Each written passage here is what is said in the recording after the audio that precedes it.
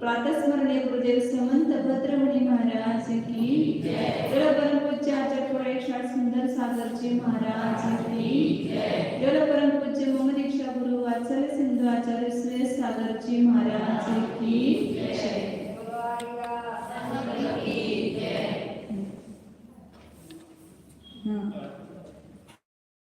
गती मार्गाधिकार आपला काल संपलेला आहे।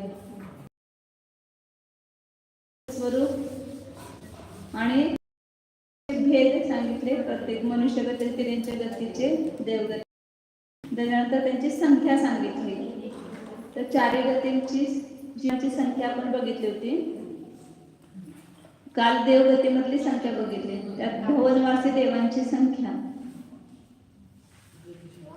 किती पहिल्यांदा व्यंतरवासी देवांची संख्या व्यंतरांची संख्या किती सांगितली? जगत प्रतर भागिले 300 योजनाचा वर्ग एवढे व्यंतर देव आहेत। म्हणजे तिर्यंच्या पेक्षा तिर्यंच्या योनीमध्ये तिर्यंची पेक्षा किती पट आहे? 4 पट। 4 पट।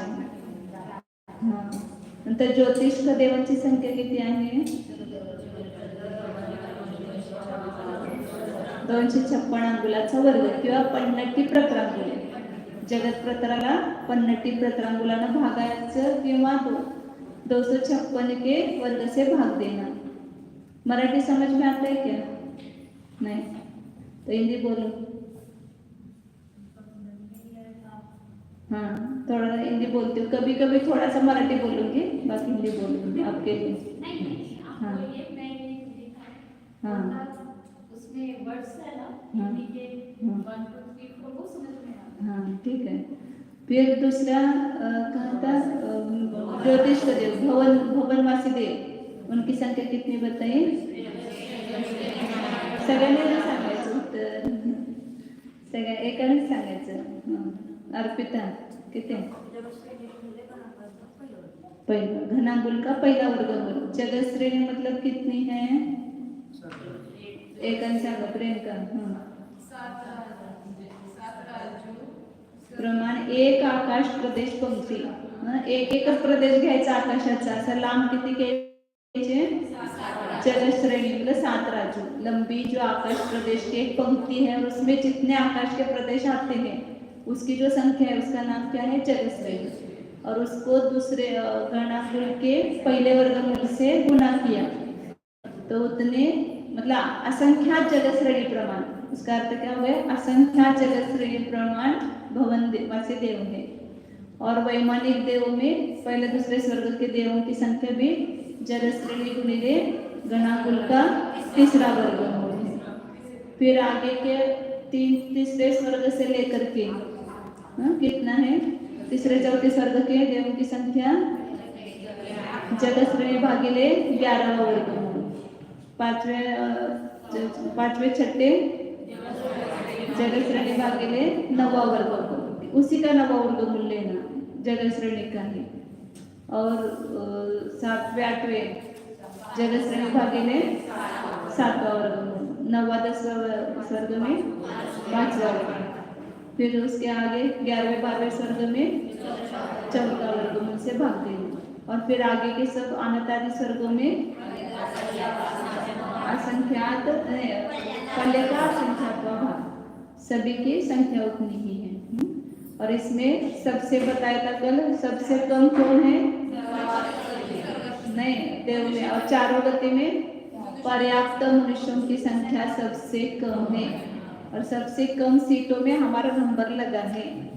इसलिए इस मनुष्य पर्याय की दुर्लभता को समझ करके हमें अपनी पर्याय को सार्थक करना है। इस पर्याय में जो काम हम कर सकते हैं जो अन्य पर्याय में नहीं कर सकते हैं, रत्नत्रय की प्राप्ति, संयम की प्राप्ति, सम्यक दर्शन ज्ञानपूर्वक सम्यक चारित्र की प्राप्ति करना, यही मनुष्य भोग की सार्थकता है। तो ऐसे दुर्लभ पर्याय प्राप्त करके अपने जीवन में ये होना चाहिए। किसके जीवन में? मेरे ऐसा बोलना चाहिए, मुझे करना है ये काम, मुझे ही करना है, दूसरे किसी को नहीं, मुझे ये काम करना है। अब गति मार्गना के बाद दूसरे मार्गना का नंबर आता है इंद्रिय मार्गना। इंद्रिय मार्गना प्ररूपणा अधिकार यहाँ पर प्रारंभ होता है।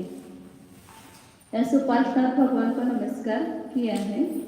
श्रीमंतम त्रिजगत पूज्यम लोकालोक प्रकाशकम सप्तमं तीर्थकर्तारं श्री सुपार्श्वं नमाम्यहं। तुमच्या पुस्तकात नाही छोट्या मोठ्या पुस्तकात आहे ते पण, ठीक है ना।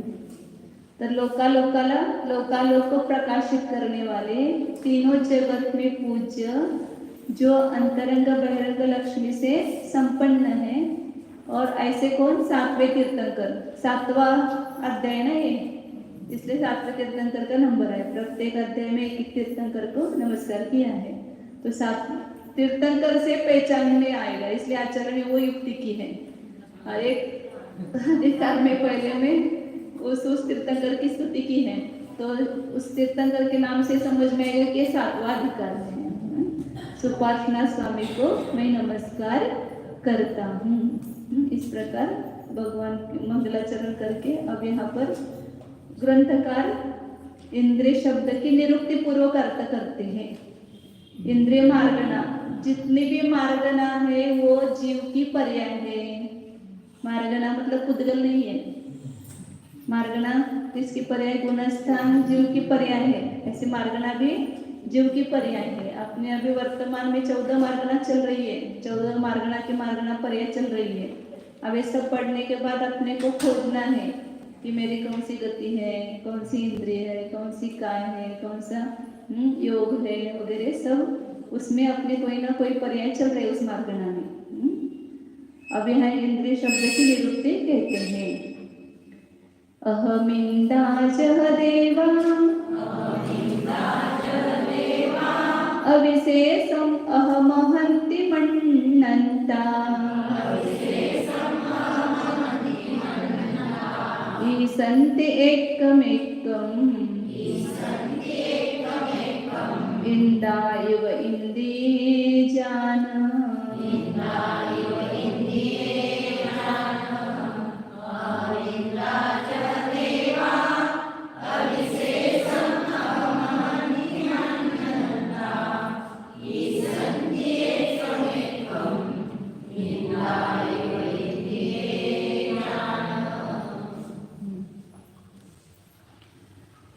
जह अहम इंदा देवा, जिस प्रकार अहम इंद्र देव, क्या होते हैं अहम इंद्र देव? 16 स्वर्ग के ऊपर के देव, उनको क्या बोलते हैं? अहम इंद्र। वो अहम इंद्र देव कैसे होते हैं कि वे स्वयं ही इंद्र होते हैं। 16वें स्वर्ग तक वहां पर कल्प 2 भेद के वैमानिक के, एक कल्पवासी और कल्पातीत।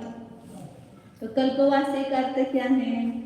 तो जहाँ पर इंद्र, सामानिक, त्रयस्त्रिंश ऐसे कल्पना है, 10 प्रकार जो के ना, त्रयस्त्रिंश, आत्मरक्षक, ये 10 प्रकार की देव में।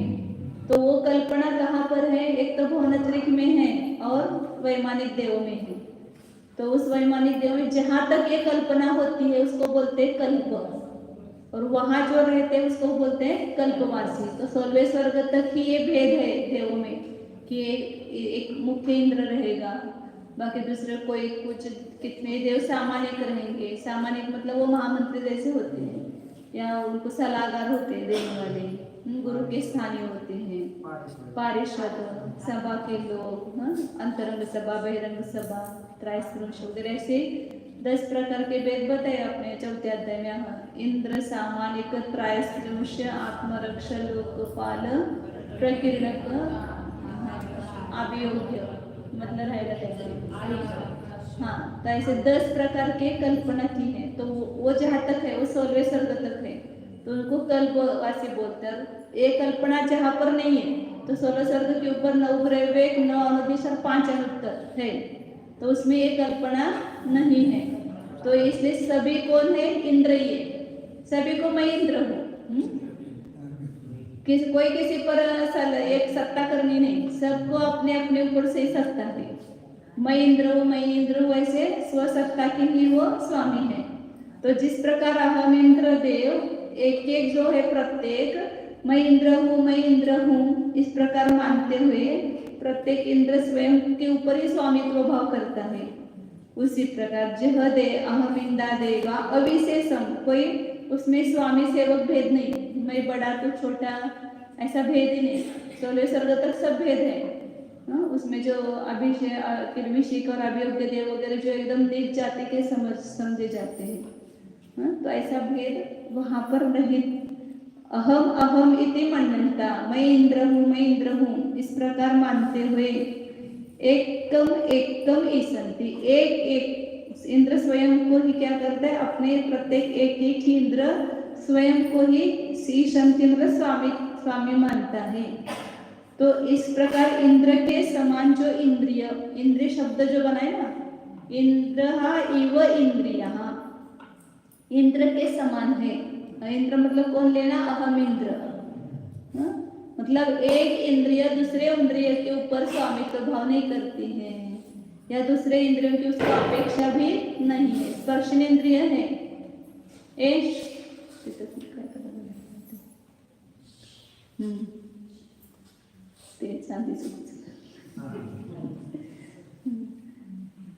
एक प्रत्येक इंद्रिय जो है स्पर्शनेंद्रिय है, तो अपने स्पर्श को जानने के लिए और रसनेंद्रिय की अपेक्षा है क्या उसको, उसके अधीन है क्या, वह नहीं।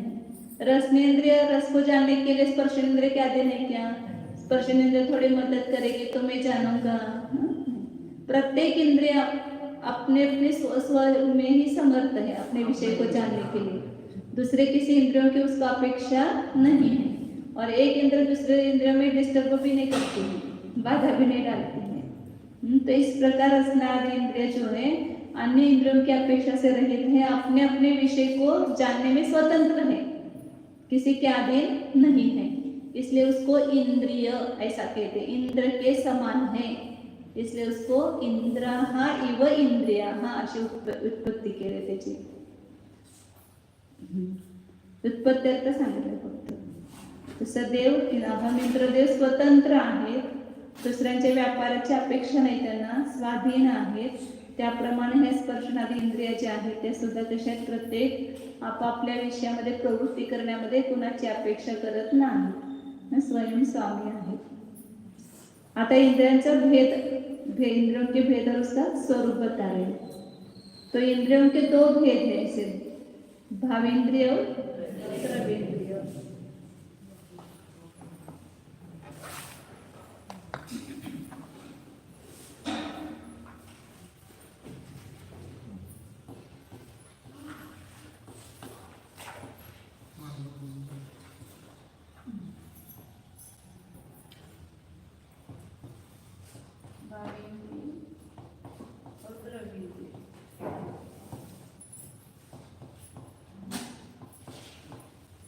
इंद्रिय मार्गनामे भावेंद्रिय की मुख्यता है यहाँ पर, क्योंकि वो जीव की पर्याय है, इसलिए तो दोनों की व्याख्या यहाँ पर बता रहे हैं, भावेंद्र और द्रवेंद्रिय की। मदिया वर्णखोव समुत्त विशुद्धि हुतज्ज होवा, भावेन्द्रियं तु दौवं देहुदय जब देह चिन्हं तु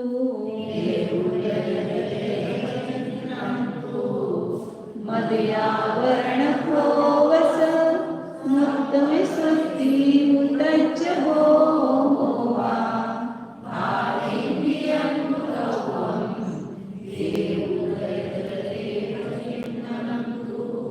सपर्यंत थांबायचं। मदियावरण खवस पहिल्यांदा ते म्हणतात, थोडं हे झालं, मग मुत्थ विशुद्धी असं करायचं।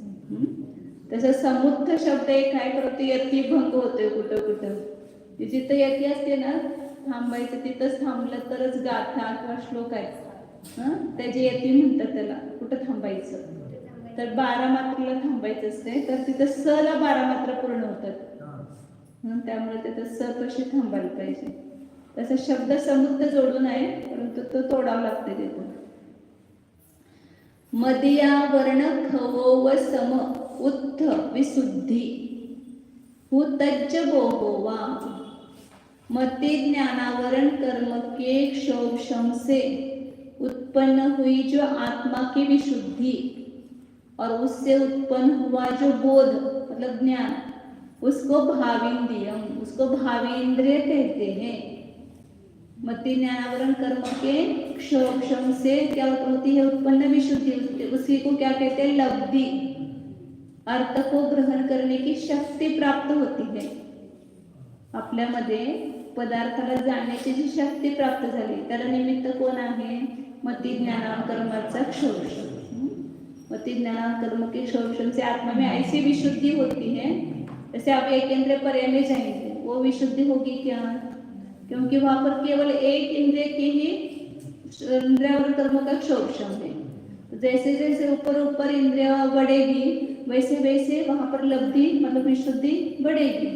तो पंचेंद्रिय पर्याय में गए तो वहाँ पांचों इंद्रियावरण कर्म का क्या हो जाएगा? वहाँ क्षोभशम उत्पन्न होगा। तो उससे जो विशुद्धि बढ़ती है मतलब उससे जो अर्थ ग्रहण करने की शक्ति, विशुद्धि मतलब क्या ले रहे हैं यहाँ पर? जीव के अर्थ ग्रहण, पदार्थ को ग्रहण करने की शक्ति प्राप्त हुई, तो उसको ही लब्धि कहते हैं। वही क्या है? भावेंद्रिय है। और जैसे अपन तत्व सूत्र में पढ़ते हैं ना, लब्धि उपयोगो भावेंद्रिय, वही व्याख्या यहाँ पर कह रहे हैं, लब्धि और उपयोग। भावेंद्रिय के दो ये है।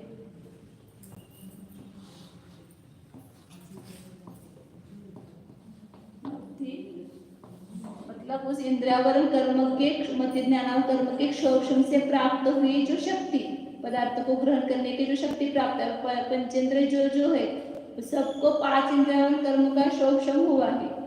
तो उससे उनको लब्धि मतलब अर्थ ग्रहण करने की शक्ति प्राप्त हुई है। और फिर उसके अनुसार जो बोध होता है तज्ज बोध, उससे उत्पन्न हुआ ज्ञान मतलब विषय का व्यापार। हम जैसे अभी आप शब्द सुन रहे हो, शक्ति थी आप में शब्द सुन करके उसको ग्रहण करने की, लेकिन अभी उस ज्ञान रूप से परिणत हो रहे हैं, उसको बोलते हैं उपयोग।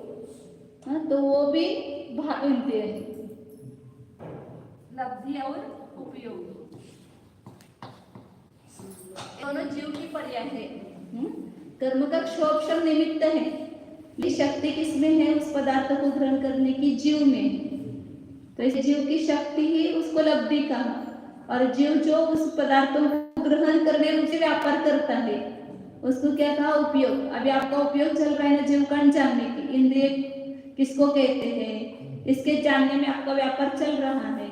कर्मेंद्रिय से आप शब्द सुन रहे हो और शब्द के द्वारा उसको जानने की कोशिश मतलब प्रयत्न चल रहा है ना, किसको कहते हैं? इंद्रिया। तो ये विचार चल रहा है कि नहीं अंदर में, इसको ही उपयोग कहते हैं और उसको ही भावेंद्रिय कहते हैं।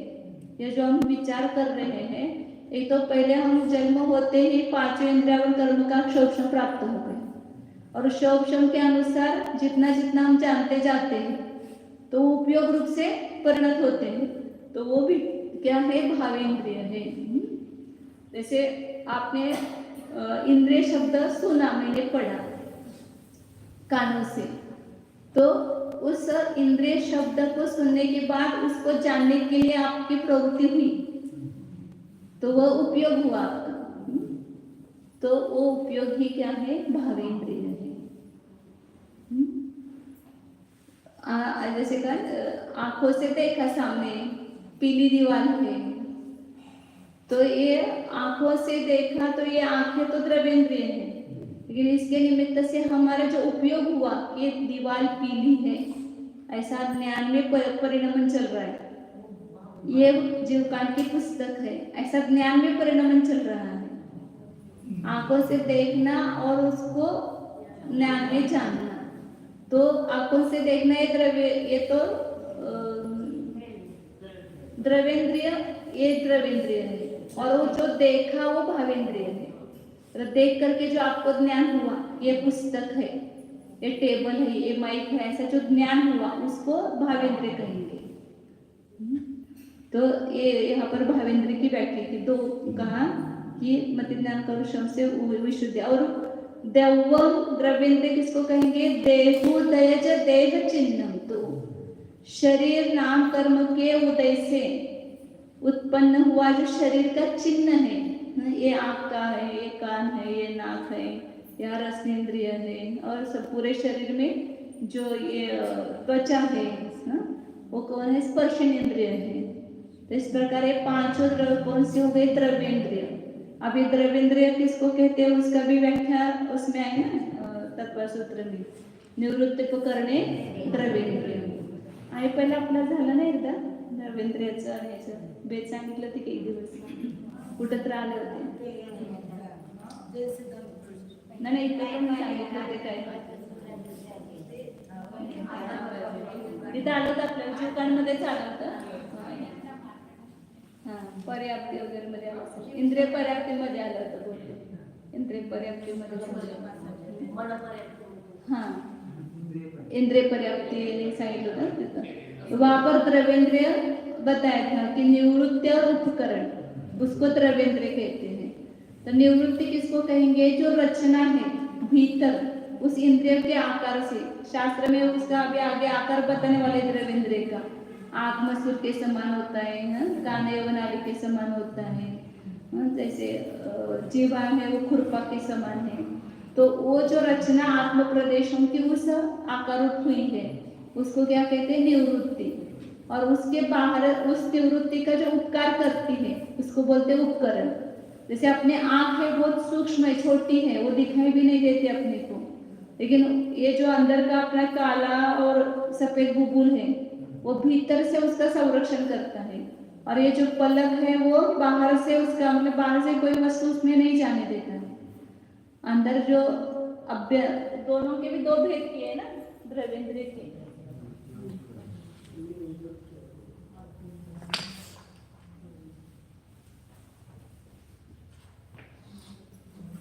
निवृत्ति और उपकरण.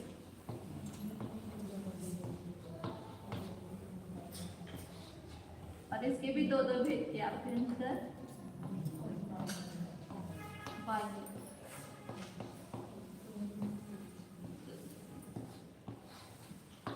इसके भी अंतरंग और बाह्य.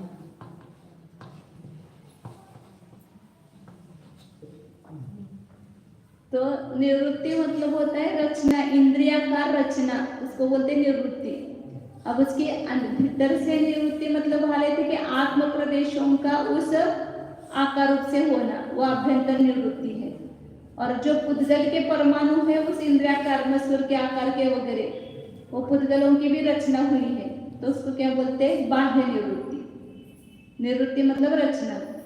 तो उस द्रव्येंद्रिय के आकार रूप से आत्म प्रदेश होना, जैसे अभी मसूर के आकार के होता है, आत्म प्रदेश भी उसमें स्थित हो गए ना, तो अभ्यंतर निवृत्ति होगी. और जो आहार वर्गना है उसके द्वारा वो इंद्रियों के आकार रूप से परिणमन होता है, तर त्याला काय म्हणायचं? बाह्य निवृत्ती. जे पुद्गल कर्म परमाणु आपण ग्रहण केले आहार वर्गना त्याच्याद्वारे जे ते इंद्रियांचा आकार जो आहे तो उत्पन्न झाला त्याला काय म्हणणार? बाह्य निवृत्ती. आणि त्याच आकाराने आत्मप्रदेश जे आहेत अमूर्तिक आत्मप्रदेश त्या इंद्रियाच्या आकार रूपाने झाले त्याला काय म्हणणार? अभ्यंतर निवृत्ती. आणि त्याला जे मदत कर संरक्षण करतात, संरक्षण करते निवृत्ति की, उसको उपकरण कहते हैं. तो हर एक इंद्रियों की जो निवृत्ति हुई है उसके संरक्षण करने वाले उपकरण अलग अलग है. जैसे आँख है, आँख का जो संरक्षण करने वाले कौन है? अंदर के सफेद और काला बुलबुल है वो, और ऊपर की पलकें. तो अंदर का जो बुलबुल और सफेद है वो अभ्यंतर उपकरण कहेंगे उसको, भीतर से संरक्षण करते हैं. और ये बाहर से संरक्षण करते हैं पलक, और उसके जो ये ऊपर की क्या बोलते हैं? भुवया, ये भुवे हैं और ये पलक है वह आंखों का बाहर से उपकरण करते हैं, उपकार करते हैं. रसनेंद्रिय उसको दांत और ये ओठ, भीतर से दांत उसका संरक्षण करते हैं, बाहर से ये बाहर का बाह्य उपकरण रसनेंद्रिय का. कर्णेंद्रिय का जो अंदर का पर्दा है वो अभ्यंतर उपकरण है, और ये बाहर का ये पोल क्या बोलते हैं इसको? पाई पाई म्हणतो ना कानाची, ये बाह्य उपकरण है. ऐसे सब इंद्रियों का नाक है ये बाह्य उपकरण है, हाथ काय जाऊ देत नाही ना. आणि अंदर जो नाक में है वहां पर भी बंद है वो अभ्यंतर उपकरण है। ऐसे त्वचा जो है इसमें भी ऊपर 7 लेयर होती है। तो ये बाहर से संरक्षण करने वाले ये सबसे बाहर की ये त्वचा है, और भीतर से संरक्षण करने वाली जो भीतर की त्वचा है उसके अंदर जो लेयर है वो अंतरंग से उस स्पर्शनेंद्रिय का संरक्षण करती है। म्हणून एकदम आपण बघा स्पर्श करते एकदम हल्का हल्का करते तो अपने को गर्म नहीं लगता है, एकदम गड्ढ पकड़ेंगे तो गर्म लगता है। तर ते वरचं ते उपकरण त्याचं संरक्षण करते, आपल्याला लगेच म्हणजे लागू देत नाही। आणि जास्त आपण एकदम माहित नसेल आपल्याला पकडलं तर ते आपल्याला पोळतंय। तर ते ह्या त्वचावरच्या त्वचेला काय होत नाही, इजा ते आतपर्यंत जाऊन पोचले की तिथे वेदना होतात। तो द्रव्यंत्र किसको कहा, शरीर, ये दोनों किस कर्म के उदय से उत्पन्न होते हैं, शरीर नाम कर्म के उदय से उत्पन्न हुआ जो शरीर का चिन्ह है, ये आंखों का, कानों का, नाक का वगैरह जो चिन्ह है उसको द्रव्येंद्रिय कहते हैं। यहाँ पर उन्होंने इस गाथा में सामान्य रूप से बताया है, टीकाकार ने नीचे अपने इसमें खोला है।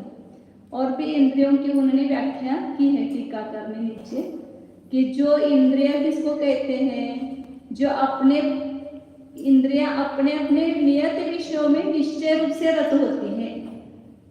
स्पर्शनेंद्रिय स्पर्श विषय जो है उसका नियत विषय उसमें रत होती है। रसनेंद्रिय उसका विषय क्या है, रस, उसमें निरत होती है। प्रत्येक इंद्रिय जसं आपण एक दुसऱ्यामध्ये लुडबुड करतो, दुसऱ्याचं काम असलं तरी काय करतो आपण तिथं, काय तर सांगायचं त्याला, तो असं करू नकोस, तसं कर तसं कर, परंतु इंद्रिय काय सांगतात काय, प्रत्येक जण गुपचूप आपलं आपलं काम करतात। म्हणते त्याला आपापल्या विषयामध्ये नियत रूपानं रत असणं त्याला म्हणतात इंद्रिय। इंद्रियों की अलग अलग व्याख्या टीकाकार ने बहुत सारी दी है, 4-5-6 उसमें व्याख्या दी है। संक्षेप में हम बता रहे हैं आपको। इंद्रिय आपापल्या नियत विषयामध्ये, तुमच्या नोट्स मध्ये असतील बघा अर्थ, विषयामध्ये निश्चय रूपाने रत असतात। त्याचा असं संस्कृत मध्ये उत्पत्ती केली त्याची, प्रत्यक्ष निरतानी इंद्रियानी, दुसरं स्ववृत्ती निरतानी, आपापल्या प्रवृत्तीमध्ये, स्पर्शनेंद्रिय की प्रवृत्ति क्या स्पर्श करना, रसनेंद्रिय की प्रवृत्ति क्या रस चखना, ये अपने अपनी जो वृत्ति है उसमें रत है। अपने अपने विषयों में रत होना, अपने अपने वृत्ति में रत होना वो इंद्रिया है। और स्वार्थ निरतानी इंद्रिय, तीसरी व्याख्या की उसमें, अपने विषय रूप अर्थ में, जो स्व अर्थ मतलब विषय रूप जो अर्थ है उसमें जो निरत है वह इंद्रिया है। और आगे अर्थ किया, इंधन शब्द का अर्थ है आधिपत्य, स्वामित्व भाव, तो अपने अपने स्वतंत्र विषय का आधिपत्य करती है, स्वामित्व करती है, इसलिए उसको इंद्रिय कहते हैं। जैसे गाथा में बताया था, जैसे अहम इंद्रदेव अपने अपने ऊपर स्वामित्व करते हैं। 5वां अर्थ क्या है, इंद्र का मतलब आत्मा, इंद्र मतलब होता है आत्मा, आत्मा का जो चिन्ह,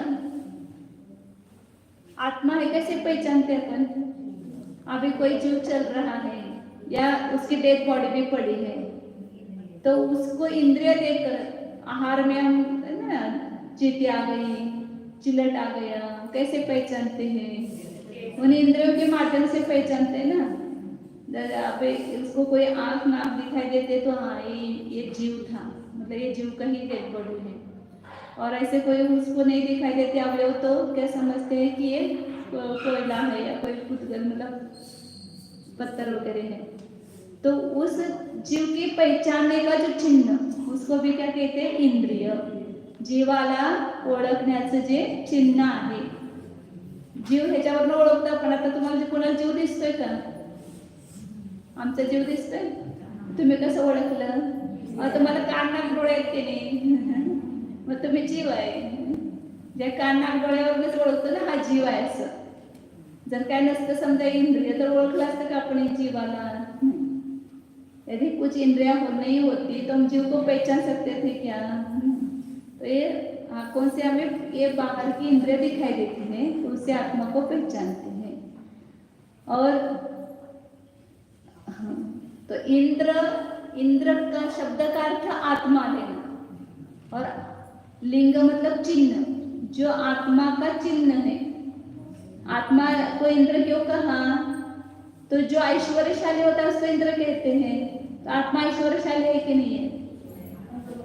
आत्मा का ऐश्वर्यशाली है। आत्मा के पास तो कुछ भी नहीं है। आत्मा के पास अनंत गुणों का ऐश्वर्य भरा हुआ है। आत्मा जैसा ऐश्वर्यशाली पदार्थ इस जगत में नहीं है। सबसे बड़ा वैभव इसके पास है ज्ञान का वैभव।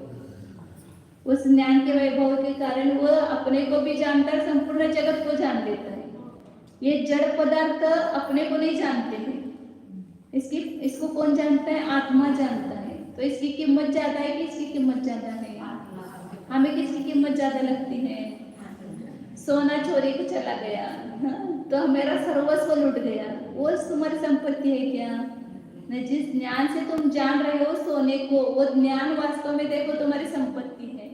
वो सोना तुम्हारी संपत्ति नहीं है, वो तो कंकड़ पत्थर है।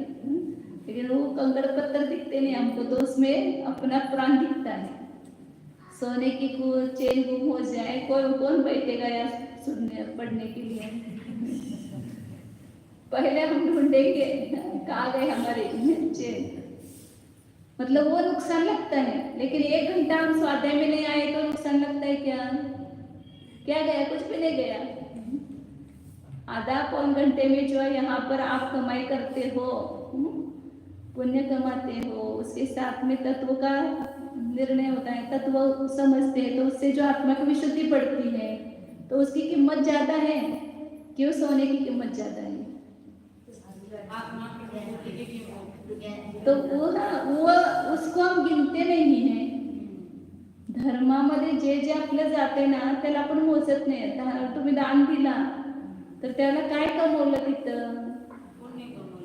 दुकानात 1000 रुपयाचा माल विकला तर तुम्हाला वाटतं की फायदा झाला, किंवा लाख रुपये हे झालं की कमवलं की फायदा झाला, आणि इथं काय दान दिलं तर फायदा झाला असं वाटतंय का?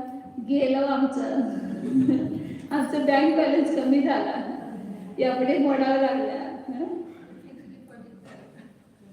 हे समजत नाही आपल्याला। खरी कमाई ही आहे, जेवढं 50,000 तुम्ही दान दिलं तर तिथं तुम्ही कमाई किती केली? 50,000 त्याच्यापेक्षा असंख्यात पटीनं कमाई झाली। त्याचं व्याज तुम्हाला दुप्पट तिप्पट मिळणार नाही, असंख्यात पट मिळणार आहे, आणि असंख्यात गुणी कर्माची निर्जरा त्या ठिकाणी होती। म्हणून ते सांगतात काय की आत्मा हा ऐश्वर्यशाली है, आत्मा अनंत गुणों का धनी है, इसलिए आत्मा ऐश्वर्यशाली, इसलिए उसको इंद्र कहते हैं आत्मा को। और उस इंद्र का जो चिन्ह है उसको ये इंद्रिया कहते हैं, या जिसके साधन से आत्मा जानता है उसको भी इंद्रिया कहते हैं। और इंद्रिय शब्द का अर्थ क्या किया है? नाम कर्म किया है। इंद्र शब्द का अर्थ नाम कर्म, और उस नाम कर्म के द्वारा जिसकी रचना हुई है। ये अभी बताया था ना, शरीर नाम कर्म के उदय से इंद्रियों द्रव्येंद्रियों की रचना होती है। तो उस इंद्रियों की रचना कर्म के द्वारा हुई है, इसलिए उसको इंद्रिय ऐसा कहते हैं। 3-4 तरह अर्थ लक्षात ठेवा। जी इंद्रिय अपने विषय में निरत है, इसलिए उसको इंद्रिय कहते हैं।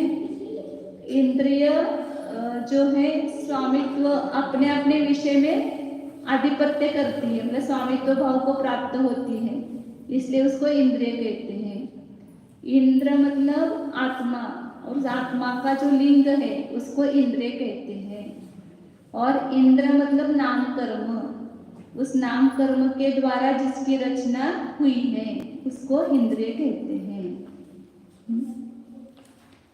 इस प्रकार इंद्रिय शब्द का स्वरूप, भेद और स्वरूप बताया।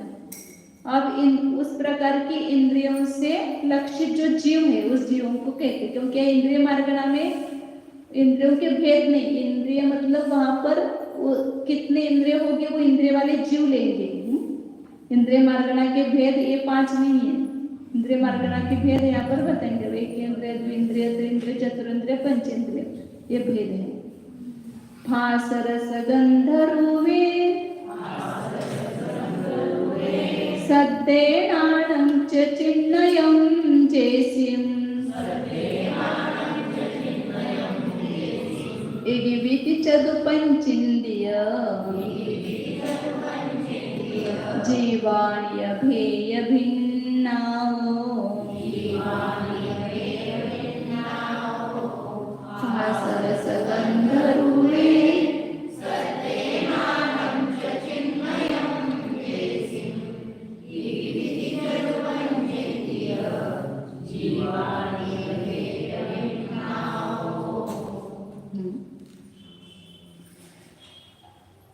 स्पर्श रस गंध रूप और शब्द, इसमें ज्ञान चिन्ह जिसका है उसको क्या कहते हैं? एक इंद्रिय, द्विंद्रिय, त्रिंद्रिय, चतुरिंद्रिय, पंचेंद्रिय जीव।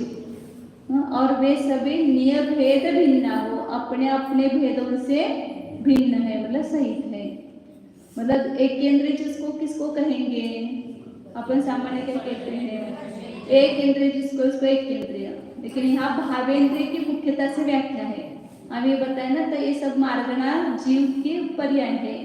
तो जो उसकी व्याख्या की है वो क्या किए हैं?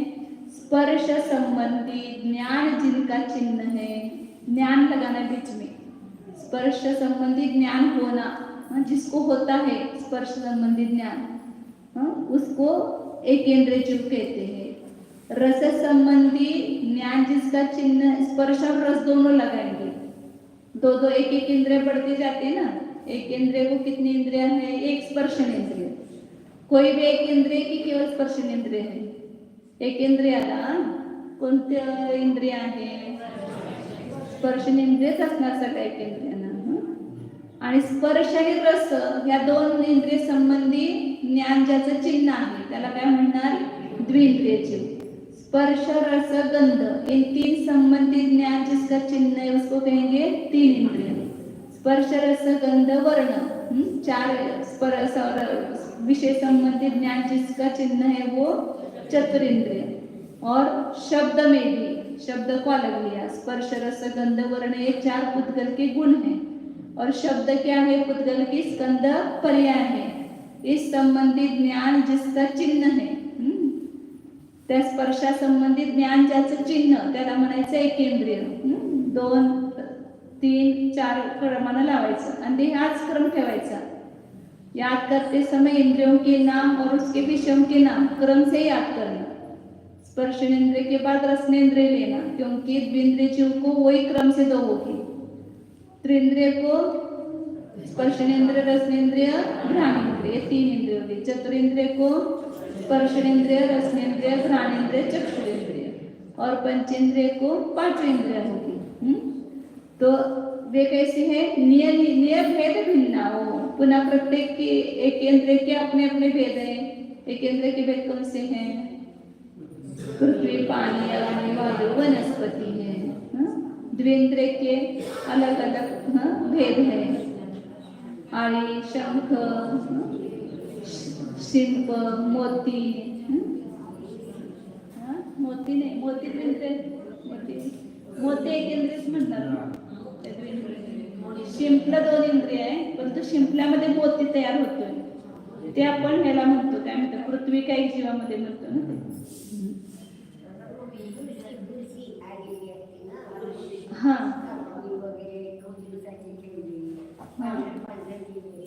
खते का द्विंद्रिय जीव कुठे असते? बुरशी तर एकेंद्रिय, वनस्पती काय म्हणतात ना।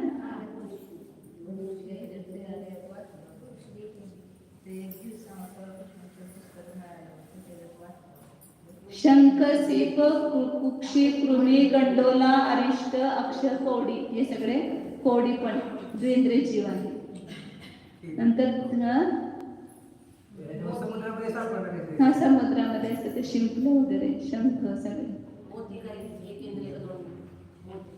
मोती एकेंद्रिय जीव म्हणाला, कारण पृथ्वी काही एकच भेद आहे ना। तेव्हा आपण रत्न, मोती, हिरा, माणिक, मोती वगैरे म्हणतोय, सगळे एकेंद्रिय पृथ्वी काहीचे भेद आहेत ना ते। शिंपलं हे द्विंद्रिय आहे, तर त्यामध्ये मोती तयार होतो तो एकेंद्रिय जीव, ते पाण्यापासूनच होते. ते शिंपल्यामध्ये ते स्वाती नक्षत्राचं पाणी हे झाल्यावर त्याचं मोती तयार होतं, खरा मोती. हे तुमचे सगळे कुठे मोती असतात घातलेले, काय म्हणतात त्याला,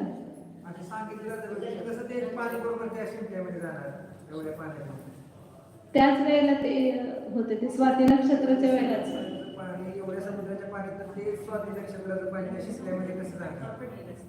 त्याचं काहीतरी असणार ना तसं महत्व.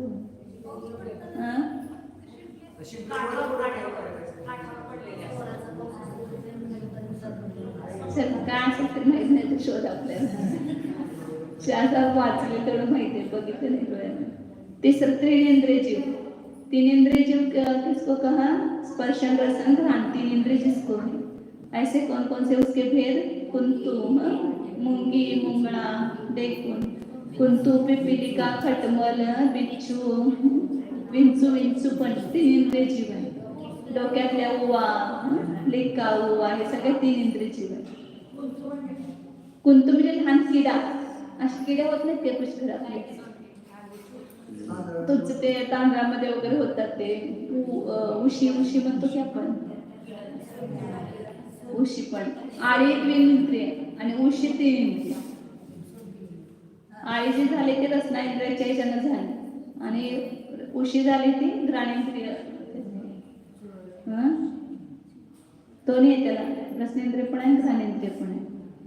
चतुरेंद्रिय जीव है, उसको चार इंद्रिय स्पर्शन रसन घ्राण चक्षु, और उसको कौन कौन से जीव है ये, जो भी उड़ने वाले छोटे कीड़े हैं वो सब चतुरेंद्रिय में लेना, जिसको पंख रहते हैं। मकड़ी है, भौरा है, मधुमक्खी है, मक्खी है, मच्छर है, डांस है, पतंग है, शलभ है, या गोमक्खी है, डांस, सगळे चतुरेंद्रिय जीव है। फुलपाखरू म्हणतो ना आपण ते, पतंग फुलपाखरू म्हणतो।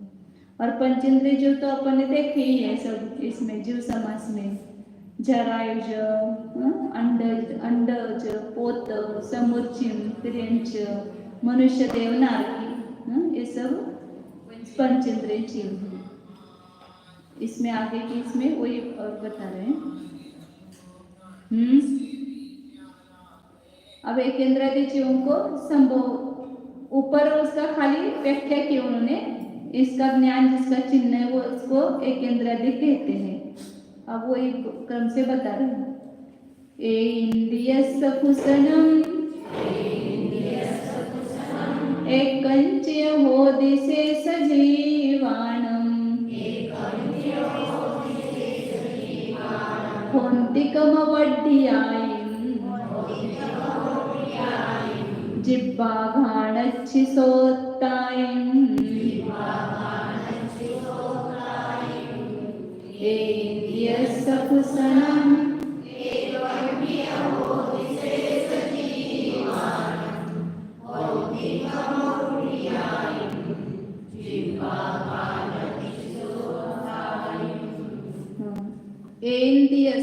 एकमची कुसनम, एक इंद्रिय जीव को एक स्पर्शनेंद्रिय ही होता है।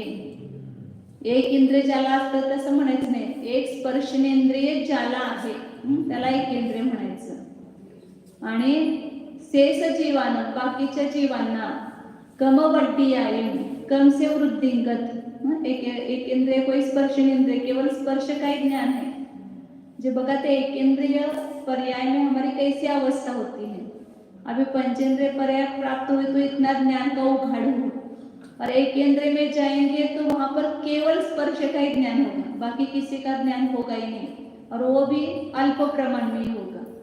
तो पूरा जीवन वो कैसे आता है, मतलब ना पृथ्वी का एक जीव की आयु 22,000 वर्ष, उस पर्याय में गया तो 22,000 वर्ष तक पत्थर बन करके रहा, वहां पर कुछ चेतना होते हुए भी कुछ दिखाई नहीं दे रहे वहां पर चेतना, खाली उसका कर्मफल को भोगना इतना ही काम कर रहे वहां पर। स्पर्शाला जाण्याशिवाय दुसरं काही नाही, ते पण जाणणं कसं आहे ते सगळं त्यांचं अचेतनासारखंच आहे ना, बेशुद्ध झाल्यासारखंच आहे। जैसे बेहोश हो जाता है ना, हमें कुछ समझ में नहीं आता, होश नहीं रहता, ऐसे वहां पर अवस्था है।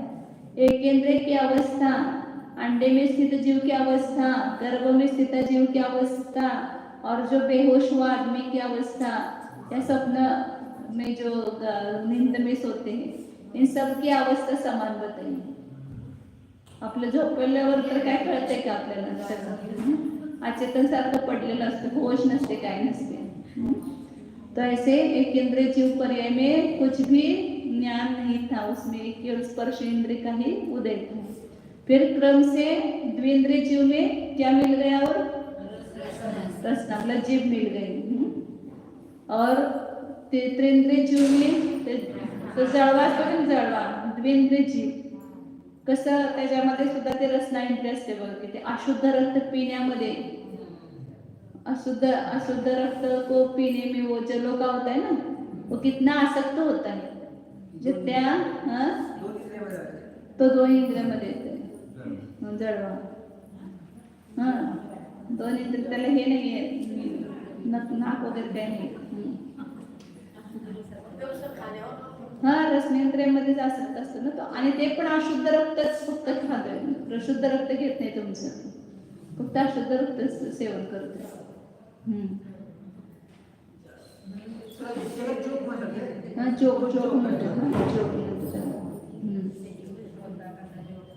तीन्द्रिय जीव को क्या बढ़े जाएगा वहां पर? ध्यान. क्रम से बढ़ना है. सरल ऐसे में लिखने दे कुछ भी सोपा करते ना, याची गरज नाही. एक केंद्रीय जीवाला एक स्पर्श इंद्रिय, इंद्रिय जीवाला लिखते फक्त आणि रसना. और त्रिंद्रिय जीव को एक एक पढ़ाते जाना. और चतुरिंद्रिय जीव को ऐसे क्रम से लेना. चक्षु और पंचेंद्रिय जीव को पांचों. कोई भी 2 कोई भी 3 ऐसा नहीं लेना, क्रम से बढ़ाते जाना. उसको एक इंद्रिय, द्विंद्रिय, तीन्द्रिय जीव के इंद्रियों का स्वामित्व रहता है. अब आगे स्पर्शनादि इंद्रियों का विषय क्षेत्र का प्रमाण करते हैं. विषय क्षेत्र मतलब कितने क्षेत्र तक का एक इंद्रियों का विषय है, हो बता रहे. आपण जसं आता तिथपर्यंत दिसायला लागलेलं आपल्याला ते झाड दिसतंय दूरवरती, ते तिथलं भिंत दिसायला लागलेली आहे, असं आपण किती लांबचं पाहू शकतोय, त्याला म्हणायचं चक्षुरेंद्रिय का विषय. स्पर्शेंद्र यहाँ से वो वहां पर अग्नि है, यहाँ से अपने को गर्माहट उसकी लग रही है, तो इतनी दूरवर्ती क्षेत्र को हमने स्पर्शेंद्र से जान लिया. ऐसे हर एक इंद्रियों का विषय क्षेत्र बोलते उसको. कितने क्षेत्र तक का ज्ञान उनको उस इंद्रियों के द्वारा ज्ञान होगा, किसको? इंद्रिय को होगा क्या? ज्ञान जीव को. और जो ज्ञान हुआ उसको भी इंद्रिय कहते, लेकिन वो भावेंद्रिय कहेंगे उसको. जो ज्ञान हुआ उसको भावेंद्रिय कहेंगे. तो उसका विषय क्षेत्र बता रहे हैं. धनुवी सड दसय कदी, जोयन छादालहीनति सहस्सा,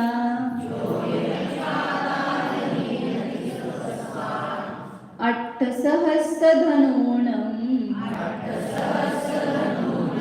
विषया दुगुणा असन्निति.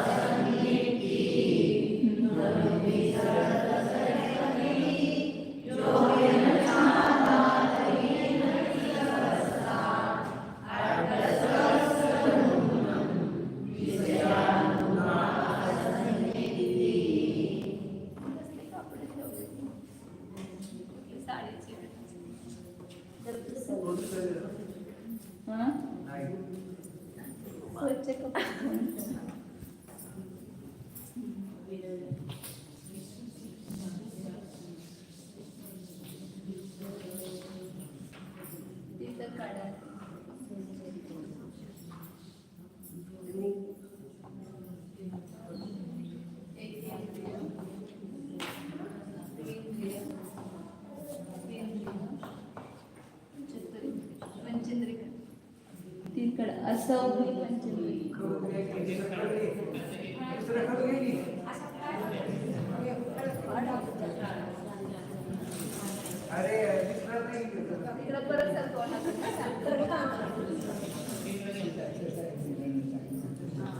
असंज्ञ पंचेंद्रिय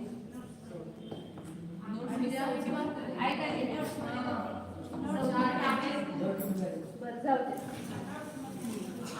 ठीक आहे, बघा तुम्ही त्याच्यामध्ये तो स्पर्शनेंद्रिय का विषय क्षेत्र कितना है वो बता रहे. अब एक इंद्रिय से लेकर के पंचेंद्रिय तक सभी जीव स्पर्श को जानते हैं, मतलब स्पर्शनेंद्रिय के द्वारा जानते हैं. लेकिन एक इंद्रिय जीव स्पर्शनेंद्रिय के द्वारा कितने दूर तक का जान सकता है? तो बताए कि 20 कदी. कदी शब्द आया था अभी अपने को संख्या के. कदी मतलब वर्ग होता है. कदी का 20 कदी मतलब 20 का वर्ग, 20 का स्क्वायर लेना. तो 20 का वर्ग कितना होता है भैया? 20 का वर्ग कितना होता है स्क्वायर? हाँ 400 होता है. तो 400 धनुष लगाना है. धनु धनु शब्द है ना. धनुष मतलब बताया था ना कि 4 हाथ का एक धनुष होता है. ये जो 4 ये हाथ एक हाथ कहलाएगा ये. और ऐसे 4 हाथ का एक धनुष होता है.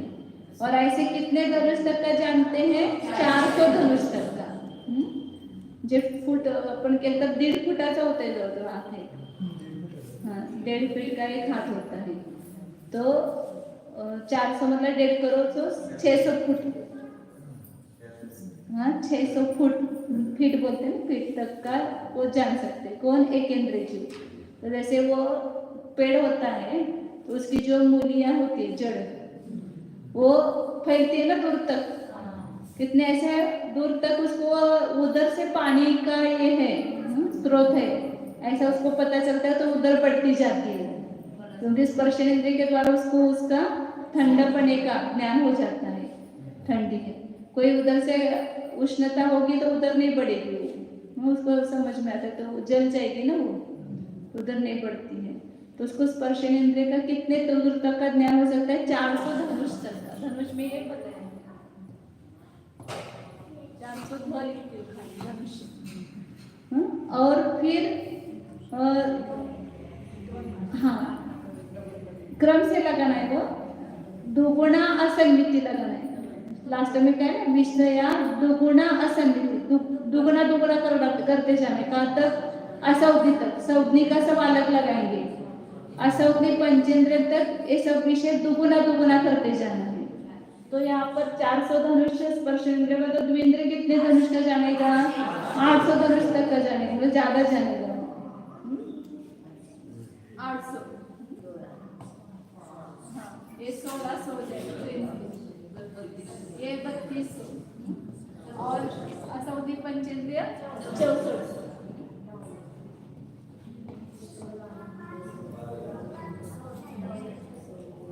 सौधि का अलग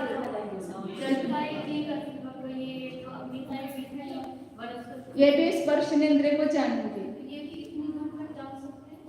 हाँ उनका सब स्वामी सभी नहीं जानेंगे, उत्कृष्ट रूप से बताइए. इतना जान सकते हैं लेकिन कौन जीव जानेगा? सभी जानेंगे ऐसा नहीं. अभी आपने अपन भी जो बताए यहाँ पर सौधि पंचेंद्रिय का उतना नहीं जानते, लेकिन ऐसी इतनी शक्ति रह सकती है. किसी को ज्यादा क्षोभक्षम, किसी को कम क्षोभक्षम होता है. तो सबसे ज्यादा क्षोभक्षम जिसको होगा वो इतने दूर तक का जानेगा. ऐसे एक इंद्रिय में भी सभी को समान नहीं होता है, क्षोभक्षम अलग अलग होता है. तो जिसको ज्यादा क्षोभक्षम प्राप्त हो वो 400 धनुष तक जान सकता है. कोई स्वामी नहीं बताया, खाली एक इंद्रिय का इतना स्पर्शनेंद्रिय का विशेष क्षेत्र बताया. अब दूसरा रसनेंद्रिय जो है द्विंद्रिय जीव का. अब एक इंद्रिय जीव तो रसनेंद्रिय है क्या? एक इंद्रिय को तो रसनेंद्रिय के द्वारा रसनेंद्रिय है ही नहीं, तो उसका विषय है ही नहीं एक इंद्रिय का. तो द्विंद्रिय से आएगा. उसका कितना विषय है? पहला 20 हुआ था, दूसरे में अड़ कदी लगाना. 8 का वर्ग. 8 का वर्ग मतलब 64 धनुष्य द्विंद्रिय से लेंगे यहाँ पर. 64 धनुष्य द्विंद्रिय का विशेष क्षेत्र. 400 धनुष्य म्हणजे तरी जवळजवळ 2 किलोमीटर होते. 2 किलोमीटर निश्चित असतं. नाही नाही किलोमीटर 2000 धनुष्याचं एक कोस होतो एक कोस कोस. हा हा. तर 1000 धनुष्याचा 1 मैल 2 मैलाचा एक कोस होत आहे ना हा. मग 1 मैल म्हणजे आपल्या 1 किलोमीटर मध्ये धनुष किती होणार 1 मैलामध्ये 1.5 किलोमीटर चौदा होत आहे समजा 1 किलोमीटर मध्ये 1 मैल मतलब 1.5 किलोमीटर होत आहे हा तो 1.5 म्हणजे 600 धनुष म्हणा की 1 किलोमीटर हा. 600 650च्या मध्ये 600 650 धनुष का 1 किलोमीटर होगा थोडं. उससे थोड़ा कम है हाँ 400 धनुष तो क्या होता है ये 64 अब इसको क्या लगाना सौगनी तक दुगुना दुगुना तो 128 256 और 512 धनुष लगाने सकते सौगनी पंचेंद्र 500 धनुष तक का जान सकता है रसेंद्रिय का कम है विशेष क्षेत्र फिर आगे त्रिंद्रिय का से लगाएंगे जो घ्राणेन्द्रिय का विशेष क्षेत्र है वो द्विंद्रिय को नहीं होगा क्योंकि द्विंद्रिय घ्राणेन्द्रिय नहीं है उसको तो 10 कदी 10 का वर्ग 10 का वर्ग कितना होगा 100 धनुष यहाँ से लेंगे 100 200 और 400 एक इंद्रिय जितना जितना स्पर्श इंद्रिय का उतना सौगनी पंचेंद्रिय का घ्राण का होगा और कदी ये सब धनुष में आ गए तीनों भी इंद्रियों के विषय धनुष में बताए और आगे अब चक्षुरेंद्रिय का बता रहे हैं चक्षुरेंद्रिय के द्वारा चक्षुरेंद्रिय किसको होगी चतुरेंद्रिय जीव को यहाँ से चालू होगा ना चतुरेंद्र पंचेंद्र 2 का ही आएगा तो उसका विशेष क्षेत्र बताया 3000 में 46 कम 46 मतलब 46 होता है 46 योजन में आ गया ये सब धनुष में था ये योजन में आ गया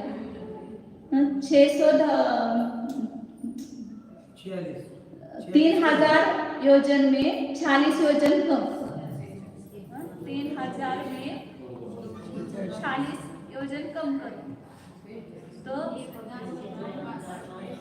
29 से 54 2954 चतुरेंद्र का आएगा योजन 2954 योजन आएगा इतने योजन मतलब बहुत दूर है ये और इसे दोगुना करो कितना होगा दोगुना भैया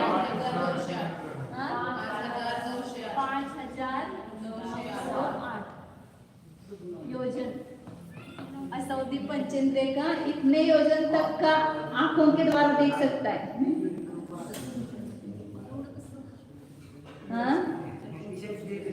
ऐसा कैसे हो सकता है उत्कृष्ट विषय क्षेत्र आहे आता जैसे स्वयंपुरमन वगैरह द्वीप में जो बड़े बड़े ये हैं 1-1 योजन के 2-2 योजन के बड़ी उनकी अवगाहना है तो उनकी आंखें भी बड़ी होगी तो दूर तक का जा सकते होंगे स्पर्शेंद्रिय रसनेंद्रिय ग्रहणेंद्रिय हाँ ग्रहणेंद्रिय नहीं स्पर्शेंद्रिय रसनेंद्रिय हाँ ये तो सन्निकर्ष चाहिए ना उसको लेकिन प्राप्त अप्राप्त दोनों विषय को जानते हैं प्राप्त अप्राप्त दोनों को विषय को जानते चक्षुरेंद्रिय केवल अप्राप्त को जानता है प्राप्त को नहीं जानता हाँ हाँ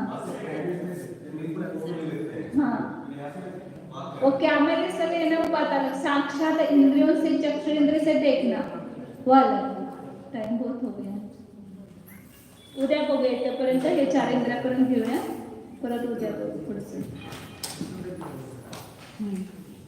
आता सौदी पंचेंद्र त्याच्यापेक्षा जास्त आहे चक्रवर्ती ते सांगतो तुम्ही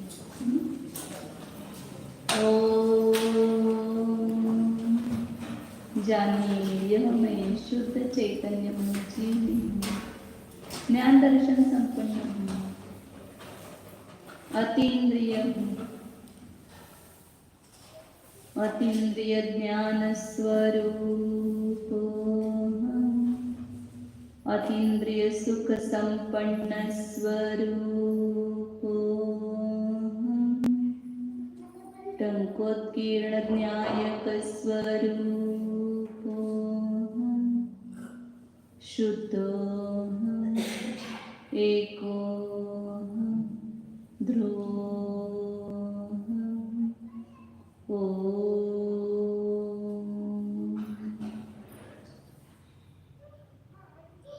विसर्जन. नमो हरे